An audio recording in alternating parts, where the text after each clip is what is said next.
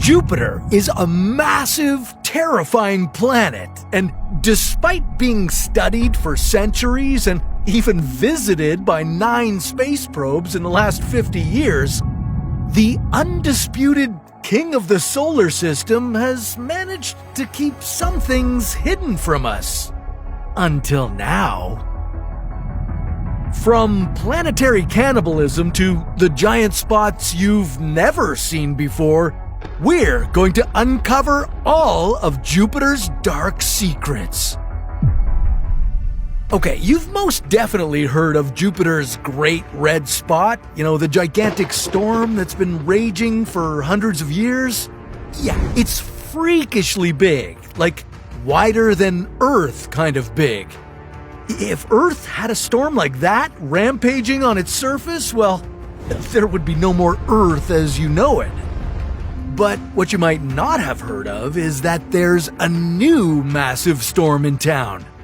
Yeah, this one's called the Great Cold Spot. And this one is weird. For one, it's almost as large as the Great Red Spot. It's also the coldest place in Jupiter's clouds. About 200 degrees Celsius cooler than its surroundings, which is how it got its name. So, how did we miss this gargantuan hurricane? Well, I think we've just been mesmerized by the swirling clouds of the gas giant and didn't look closely enough at Jupiter's poles. And that's exactly where the Great Cold Spot has been hiding. But that's just what I think. Scientists have a cooler explanation. The real reason why it's not easy to observe the Great Cold Spot is because it's hiding behind Jupiter's powerful auroras. Yeah, the same kind of phenomenon as Earth's northern lights, only many, many times more powerful. On top of that, unlike the Great Red Spot, which is not eager to change much, the Great Cold Spot is volatile. It's constantly growing bigger and smaller and bigger, changing its shape in a matter of weeks, even days. Try to keep up with that. And scientists still don't fully understand how it formed. I mean, we know that the Great Red Spot is powered by Jupiter's swirling gases, but the Great Cold Spot could be fueled by auroras. And Jupiter's auroras would be a remarkable sight to see. They aren't exactly like the ones on Earth. We get our space light shows thanks to the sun's solar wind, but Jupiter's auroras don't rely much on the sun. They appear thanks to the charged particles inside Jupiter's unimaginably huge magnetosphere. Most of these particles come from Jupiter's volcanic moon, Io. If the Great Cold Spot is really formed by auroras, then it might be thousands of years old. Way older than the Great Red Spot. And it's not the only mysterious spot lurking in Jupiter's deadly atmosphere. Among the gas giant's beautiful swirling gases, there lies a dark vortex with an intriguing name: the Great Abyss. This is one of the most baffling features scientists discovered on Jupiter. And let me remind you, we've sent 9 probes to this giant. From Pioneer 10, the first spacecraft to fly by Jupiter in 1973, to Juno, the most recent space probe to do an in-depth study of the planet. It took Juno 20 passes to finally notice and capture this dark center of the Great Abyss.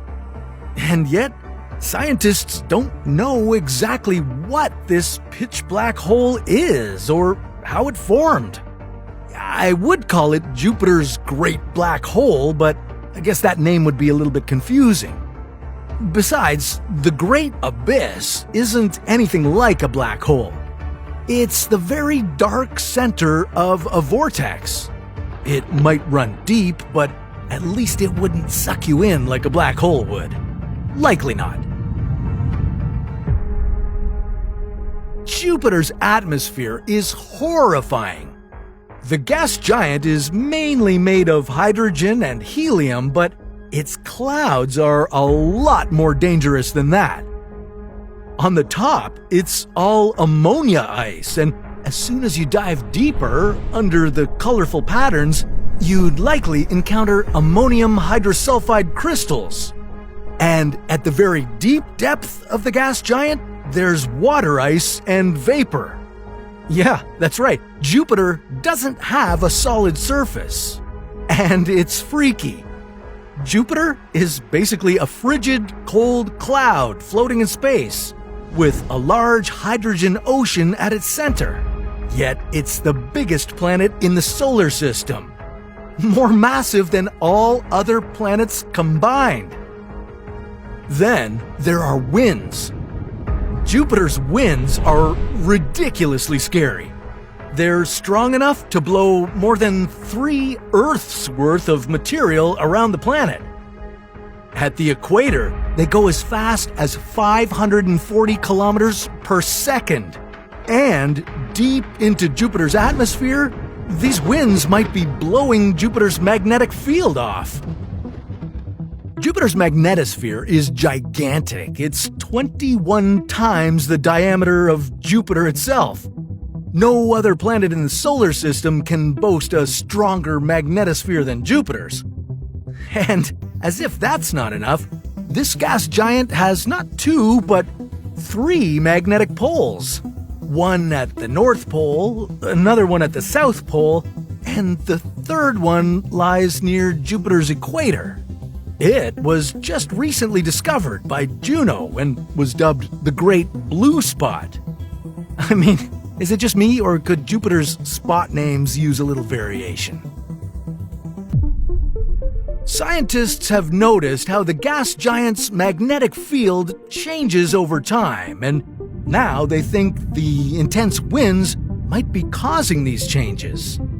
Well, that's just mind-blowing. But you know what's even more stunning than that? It turns out Jupiter is a planetary cannibal. In the early days of our solar system, the gas giant was one of the first planets to form. It really explains why it's so gigantic, but despite being so gassy, Jupiter has a lot of heavy elements inside it. And thanks to Juno, we now know that this monstrous planet has about 30 Earths worth of heavy elements in it. All because Jupiter is literally gobbling up other planets. Okay, they're not exactly planets, more like planetesimals. These are clumps of dust and rock that can be hundreds of kilometers across. If Jupiter hadn't eaten them for breakfast, well, these clumps could have become a new planet, like Mars or Earth. Just imagine what having another rocky planet in the solar system would be like. Well, sure, it could have pushed Earth out of the habitable zone. Or this new planet could have crashed into Earth, leaving us without any chance to thrive here. But it could also be pretty cool if there was another Earth-like world nearby. I wouldn't mind another planet like Kepler 22b wandering around the solar system. Well, put on your spacesuit and jump into the spaceship, because that's a story for another What If.